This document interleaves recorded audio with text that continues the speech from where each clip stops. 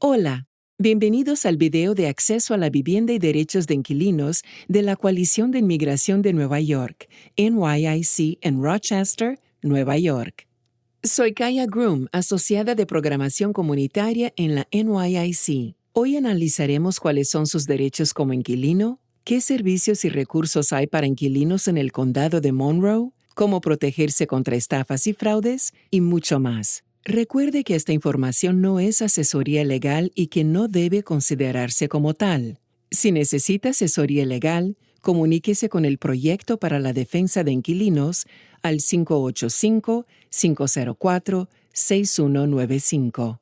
Hoy hablaremos con Cassandra Bocanegra, gerente de Organización y Estrategia de la NYIC en la región de Finger Lakes, y Mosunmola Ojo, abogada especializada en vivienda de Just Cause New York. Bienvenidas, Cassandra y Mosunmola.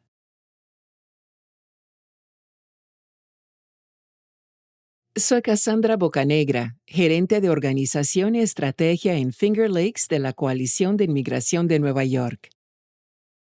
Trabajo mucho en la organización y el desarrollo comunitarios en Finger Lakes y en todo el estado para varias leyes y campañas centradas en los derechos de los inmigrantes. Es un placer hablar contigo hoy, Mosunmola, sobre los derechos de los inquilinos.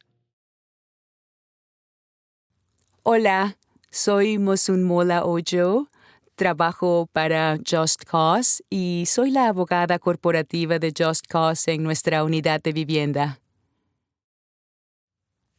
¿Qué hacemos? Damos asesoría legal, representación legal, pero damos asesoría legal completa a inquilinos que necesitan ayuda con casos de desalojo en la corte o que quieren conocer sus derechos. Eso es justo lo que hace la unidad de vivienda en Just Cause. Just Cause trata la inmigración, el derecho de familia y varios aspectos de la ley, pero yo soy la abogada corporativa de Just Cause en la unidad de vivienda. Genial. Hay varias preguntas que esperamos poder responder y sobre las que quizás puedes darnos más información para que nuestra comunidad esté mejor informada. La primera pregunta es, ¿cuáles ves que son los motivos actuales de desalojo en la región de Rochester? No pagar el alquiler, sobre todo por el COVID.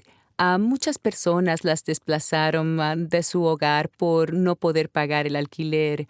Como sabemos, el COVID nos afectó a muchos y la gente perdió su trabajo. No podían volver al trabajo por motivos de salud, de cuidado infantil o por tener el COVID. En los últimos 3 años vimos muchos casos de desalojo por falta de pago, también de prolongación de tenencia, pero la mayoría por falta de pago. Hay dos tipos de procedimientos de desalojo: por falta de pago, cuando el inquilino no paga el alquiler, y prolongación de tenencia, cuando el contrato venció o el propietario quiere recuperar la propiedad y cancela el contrato. Esos son los casos más frecuentes que vemos. También hay desalojos ilegales, no son comunes, pero suceden. En un desalojo ilegal, el propietario decide cambiar las cerraduras, cortar la calefacción o la electricidad, tapiar las ventanas para obligar al inquilino a mudarse o empaquetar sus cosas y sacarlas de su hogar y cambiar las cerraduras. También los llamamos desalojos constructivos, que son todos ilegales porque un propietario tiene que cumplir el proceso legal y notificar debidamente, y si el inquilino no se muda después de ese tiempo, luego debe ir a la corte y presentar la petición para que el inquilino y él puedan tener cita en la corte. Luego, el juez puede dictar una orden de desalojo o pueden llegar a un acuerdo. En resumen, este es el proceso judicial, pero algunos propietarios aplican la ley por su cuenta. Vemos muchos casos sobre la garantía de habitabilidad, que significa que el hogar no es habitable, como por ejemplo una infestación de moho, ratas, mapaches, y el propietario se niega a hacer las reparaciones. Tal vez el techo tiene goteras, las ventanas no se cierran bien y se escapa el aire o la calefacción dejó de funcionar. Es básicamente cualquier cosa que sea una amenaza para la salud y la seguridad del hogar, que no sea seguro para vivir y afecte la salud del inquilino. También hay casos en que un inquilino solo quiere conocer sus derechos, quiere terminar su contrato de alquiler, o casos de víctimas de violencia doméstica que quieren terminar su contrato y otros solo quieren mudarse. Esos son la gran mayoría de los casos actuales. Mencionaste que a veces los propietarios amenazan con cambiar las cerraduras o echar a la gente ilegalmente para hacer un desalojo ilegal. ¿Cuáles son los derechos de los inquilinos si un propietario amenaza con echarlos del hogar? En ese caso, deben llamar a la policía si el propietario amenaza con echarlos del hogar o ya los echó. Pueden llamar a la defensa de inquilinos y, según la situación, podemos hablar con ellos y darles asesoría legal sobre cómo proceder en cualquier situación. Aun cuando un propietario amenaza con echar al inquilino, analizamos caso por caso. Por eso es mejor llamar a la defensa de inquilinos. Si el propietario ya los echó, deben llamar a la policía y luego a nosotros. Creo también que cuando un propietario te amenaza, es útil tener guardada alguna prueba que muestre que eres el inquilino y que de verdad vives en la unidad, porque cuando llames a la policía probablemente te pidan que demuestres que de verdad vives allí. Así que llama a la policía para denunciarlo, porque a veces el oficial de policía llama al propietario y habla con él, pero si aún no se ha hecho nada, los inquilinos pueden llamarnos y podemos tratar la situación y darles información sobre qué deben hacer a continuación. Bien, es bueno saberlo. Am, Echar a un inquilino obviamente no favorece a nadie y menos al inquilino. Pero, ¿eso se considera acoso de parte del propietario? Y si no es así, ¿qué se considera acoso de parte del propietario? Am, Podemos considerarlo acoso. El acoso de parte del propietario varía. Por eso recomendamos mucho que los inquilinos llamen a la defensa del inquilino o que simplemente visiten la página web y completen un formulario simple para pedir asistencia. Cuando un propietario aparece constantemente en tu hogar sin avisar, llama por teléfono a cada hora, día y noche, y exige el pago del alquiler, está amenazando con desalojarte, porque existe un procedimiento que debería estar siguiendo. El acoso puede ser que el propietario te envíe mensajes de texto o te llame a cada hora o irrumpa en tu apartamento cada 2 días, más como un acecho. Eso sin duda es acoso y, en este caso, aconsejamos a los inquilinos que llamen a la policía, sobre todo cuando se trata de irrupciones, y luego a nosotros, porque hay medidas que pueden tomar, como escribir una carta al propietario, pero cuando el propietario tan solo envía una carta para pedir el pago del alquiler una vez al mes o cada 3 semanas, podríamos o no considerarlo acoso porque está enviando al inquilino un aviso exigido por la ley antes de poder iniciar una acción legal en la corte. Bien, entonces si el propietario te llama para pedir el pago del alquiler porque está atrasado o próximo, eso no es acoso. Pero Si insiste en ello y te habla cada hora, es acoso. Algo así, porque cuando pide el pago del alquiler puede simplemente llamar y decir, estás atrasado con el pago. Pero si ahora lo exige una vez por hora o incluso todos los días, eso podría considerarse acoso, porque lo correcto sería que escribiera una carta para pedir el pago del alquiler, ya que eso exige la ley. Claro. Ahora, cuando hablas de que un propietario irrumpe en tu casa sin avisar, eh, ¿puede entrar en tu hogar sin avisarte? ¿O debe notificarlo con antelación? Si es así, ¿cuánto tiempo antes? Y si llega sin avisar y eso afecta la calidad de vida de las personas, ¿qué puede hacer el inquilino? ¿Puede llamar a alguien? Eh, ¿Es un motivo para tomar otras medidas? Si un propietario quiere ir a un apartamento, un hogar o una unidad que está alquilando a un inquilino, debe avisarlo por escrito al menos 24 horas antes. La excepción es cuando hay una inundación o una emergencia.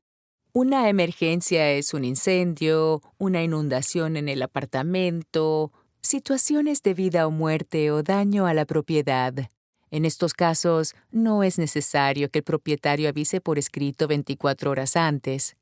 Pero si el propietario no envía aviso y sigue haciéndolo, les decimos a los inquilinos que llamen a la defensa del inquilino porque, como dije, lo analizamos caso por caso y hay medidas que podemos recomendarles.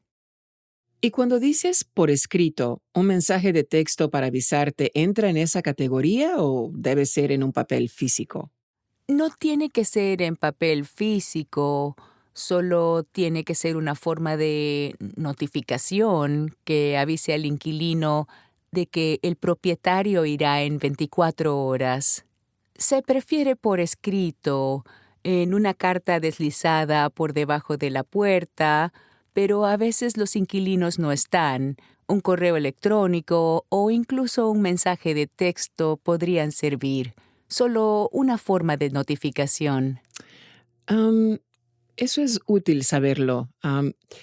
Si soy inquilino y me cuesta pagar el alquiler, ya sea por la pandemia o por haber perdido el trabajo o por otra situación de la vida, ¿existe algún programa de ayuda para el alquiler en el condado de Monroe que pueda apoyarme? No que yo sepa, pero aun si eso sucede, o si el inquilino no tiene un ingreso y no puede pagar el alquiler, le recomendamos que llame al 211 o al Departamento de Servicios Sociales. Ellos sabrán cuál es el procedimiento correcto. Tienen numerosos recursos para orientar a los inquilinos sobre cuál organización en la comunidad está brindando ayuda.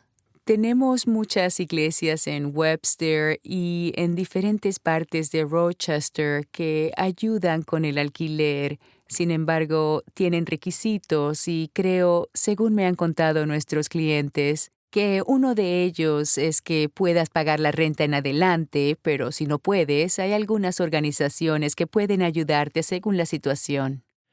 Esperemos que nadie llegue nunca al punto de tener que llamar al 211 para pedir ayuda. Am, Mencionaste antes que también has visto infestaciones de ratas o condiciones de vida inseguras. Si un propietario no repara su hogar o no lo pone a un nivel que satisfaga la calidad de vida de adultos y niños, ¿cuáles son los derechos de los inquilinos en esa situación? ¿Qué deben hacer si no hay calefacción, agua caliente ni electricidad? ¿O si encuentran moho o plomo en el hogar? Deben llamar a las autoridades judiciales o a su centro vecinal. En Rochester, en la ciudad, pueden llamar a las autoridades judiciales, pero en los vecindarios también pueden llamar a las autoridades judiciales de la ciudad y ellos podrán orientarlos. en especial en los suburbios como Brighton, Webster, tienen sus propias autoridades judiciales y pueden llamar a los centros de servicios para que les indiquen qué hacer. Si es peligroso, como el plomo, y se ha llevado a un niño al médico y se sienten expuestos al plomo, o si el inquilino se da cuenta que hay plomo en el hogar y tiene un niño pequeño, o si es un apartamento muy antiguo y eso afecta la salud y seguridad de las personas que viven allí, también pueden llamar al Departamento de Salud. Ok, es útil saberlo. En pantalla están los números del Departamento de Salud Pública del Condado de Monroe y del Departamento de Permisos de la Ciudad de Rochester y el sitio web de los Centros de Servicios Vecinales de Rochester.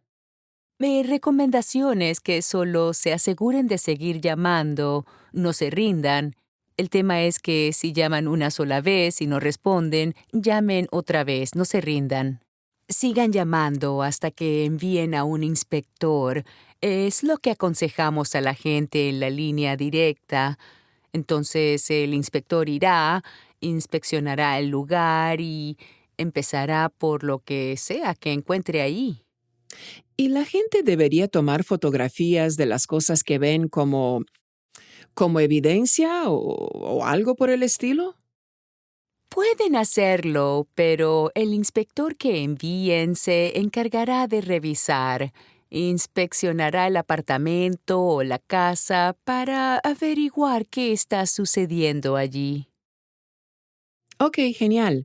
¿Esa sería una situación en la que un inquilino puede retener el pago del alquiler? ¿O hay situaciones en las que un inquilino puede retener el pago? Un inquilino puede retener el pago del alquiler si hay condiciones en el apartamento que lo hacen inhabitable, como una invasión de moho o ratas, pero tiene que informar al propietario con anticipación y darle tiempo para que lo arregle. Solemos decir un tiempo razonable. Su interpretación varía según el caso. Pero tienen que darle al propietario un tiempo razonable. Esto sería diferente en el verano y en el invierno, cuando no hay agua caliente, por ejemplo. Tienen que darle al propietario la oportunidad de resolver el problema. Si no lo hace, el inquilino podría retener el pago del alquiler por un tiempo, pero guarden el dinero. El inquilino debe saber que si retiene el alquiler, no significa que el propietario no pueda iniciar un procedimiento de desalojo en el tribunal por falta de pago. No significa que el propietario no pueda exigir el alquiler. No significa que el propietario no pueda presentar una demanda judicial por falta de pago. Puede hacerlo. Por eso es recomendable que los inquilinos que quieran retener el pago del alquiler guarden el dinero y no lo gasten. Entiendo. Y en esa misma línea sobre el alquiler, ¿hay algún requisito específico para el aumento del alquiler? En Rochester, no hay límite en la cantidad que el propietario puede aumentar en el alquiler de una propiedad privada, a menos que sea un apartamento subsidiado, ya que están regulados por el gobierno. Lo que voy a decir solo se aplica a los apartamentos privados que no están subsidiados o no tienen crédito tributario por bajos ingresos. Si el propietario va a aumentar el alquiler, está obligado a dar un aviso al inquilino que diga: voy a aumentar el alquiler. La cantidad de días que el propietario debe dar al inquilino depende del tiempo que el inquilino ha estado viviendo ahí en la propiedad. Si el inquilino ha estado viviendo ahí por menos de un año y no tiene un nuevo contrato, el propietario debe darle un aviso con 30 días de antelación. Solo 30 días de antelación. Si el inquilino tiene un contrato, incluso si ha estado viviendo ahí por menos de un año, El propietario debe darle un aviso con 60 días de antelación en caso de que vaya a aumentar más del 5%. Si el inquilino ha vivido ahí en la propiedad más de un año, pero menos de 2 años, el propietario debe dar un aviso con 60 días de antelación. Si son más de 2 años, incluso si el inquilino tiene un contrato, pero ha vivido ahí por más de 2 años, el propietario debe darle un aviso con 90 días de antelación por un aumento del 5% o más. Entonces, cuando alguien está firmando un nuevo contrato, ¿hay ciertas preguntas que debería hacer o algo que realmente debería asegurarse de incluir en sus preguntas cuando va a firmar un nuevo contrato?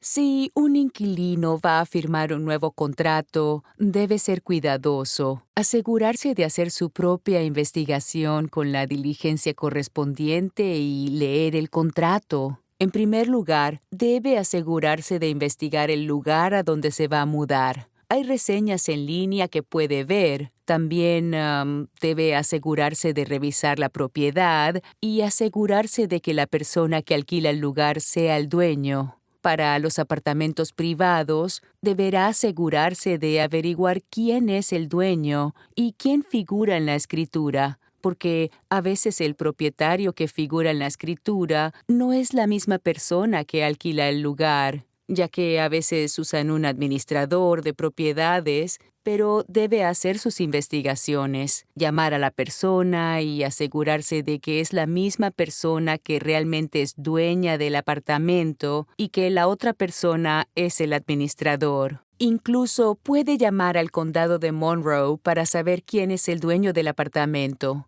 especialmente en un apartamento que es una casa de 2 familias o 3 familias. A veces ahí es donde estafan a la gente. Recibimos llamadas de personas que dicen, oh, alquilo a alguien que no es el dueño de la propiedad y no sé qué hacer. Le he dado 2 meses de alquiler. Es fácil buscar, llamar al condado de Monroe o buscar en línea. Escriban la dirección y les mostrará quién es el dueño de la propiedad. Asegúrense de leer todo el contrato. Todos los contratos tienen condiciones que deben cumplir. Por ejemplo, en algunas propiedades no se puede fumar o hay demasiadas restricciones. Asegúrense de que, por ejemplo, en el alquiler del apartamento esté todo incluido. O hay algunos apartamentos en los que tienen que pagar la tarifa de los servicios, incluso cuando no utilizan los servicios. Tienen que asegurarse de leer todo y que pueden cumplir las condiciones del contrato de alquiler.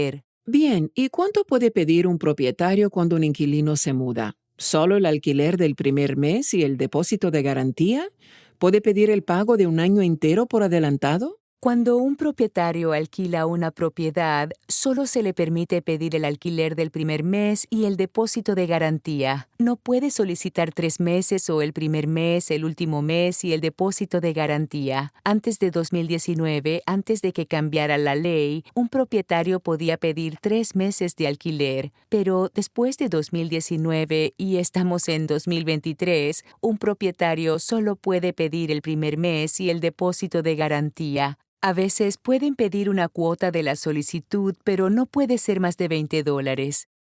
Hablamos un poco de estafas y fraudes y las cosas que les han pasado a los inquilinos o que has escuchado de ellos.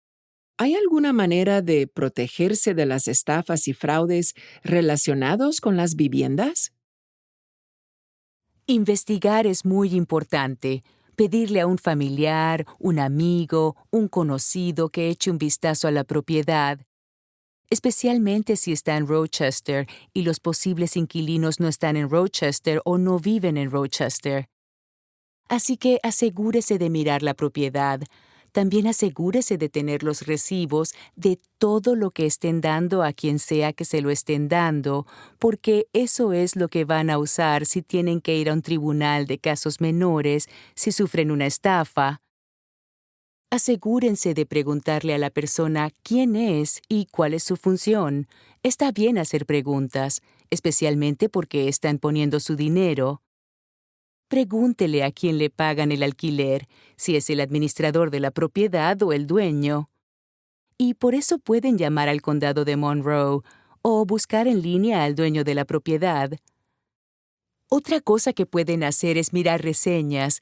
Cuando me estaba mudando a Rochester, aunque tenía un amigo de la familia ahí para ir a visitar y hacer una inspección del apartamento, leí reseñas.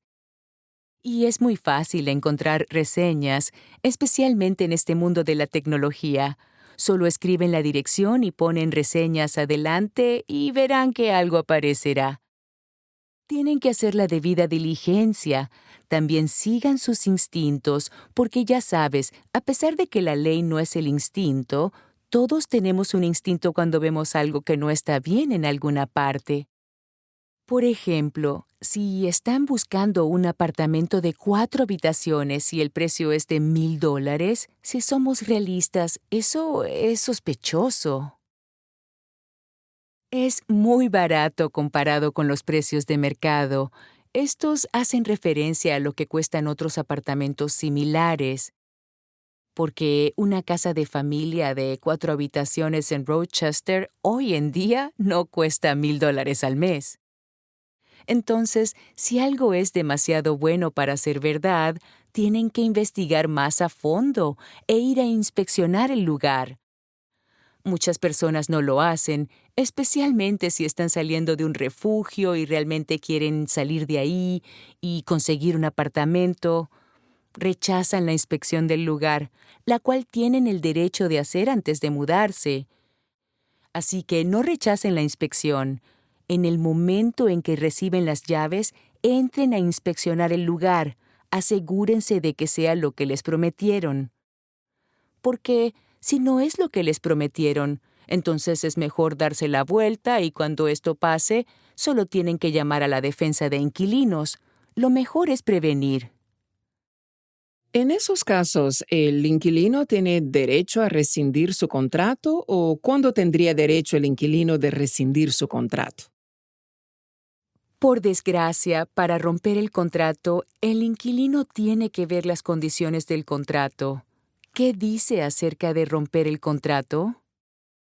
Según la ley del estado de Nueva York, un inquilino puede rescindir su contrato y el propietario puede intentar alquilar el apartamento otra vez. Pero hasta que lo haga, el inquilino es responsable del alquiler. Pero muchos de los contratos dicen que los inquilinos deben avisar con 60 días de anticipación, así que es mejor hacerlo así. Una víctima de violencia doméstica puede rescindir su contrato. Solo llamen a la defensa de inquilinos. Ahí les dirán la logística, porque rescindir el contrato depende de cada caso. Am, Está bien. Si alguien es víctima de violencia doméstica, agresión sexual u otra cosa, ¿permite la ley alguna disposición especial o capacidad especial para rescindir un contrato si es necesario en función de la violencia doméstica u otro problema que podría estar ocurriendo en el hogar? Una víctima de violencia doméstica puede rescindir su contrato.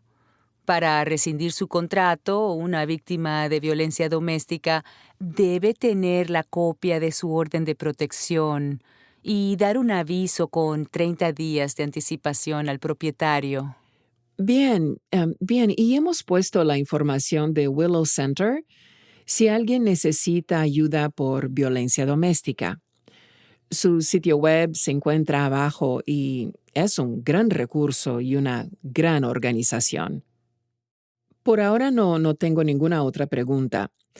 Parece que hay muchos detalles y aunque la información general es excelente, si tienen preguntas específicas relacionadas con su caso específico, deben comunicarse con Just Cause al Proyecto para la Defensa de Inquilinos O si tienen alguna otra pregunta, también pueden comunicarse con Just Cause en general. Realmente aprecio toda la información que nos proporcionaste y muchas gracias. Sé que estas son algunas preguntas que muchas personas en nuestra comunidad se han estado haciendo y han estado tratando de averiguarlo por su cuenta.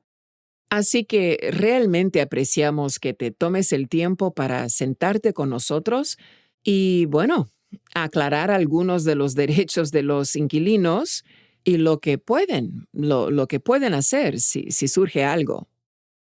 Gracias. Si necesitan asistencia, el proyecto para la defensa de inquilinos atiende solo a personas del condado de Monroe. Si tienen más preguntas o si tienen problemas con su propietario y quieren saber sus derechos o necesitan asesoría legal, estamos aquí para ayudarlos. Algunos de los problemas con los propietarios son muy específicos. Para que podamos darle asesoría legal, llamen a la línea directa de defensa de inquilinos. Si no atiende nadie, solo dejen un mensaje de voz. Siempre llamamos a todos dentro de las 24 horas, siempre y cuando, pues claro, dejen un mensaje de voz. Muchas gracias a ustedes dos por compartir esta valiosa información. Todos los recursos estarán en la descripción del video. Y si ustedes tienen alguna pregunta, pueden comunicarse con la NYIC y Just Cause a través de nuestra información de contacto que se muestra aquí.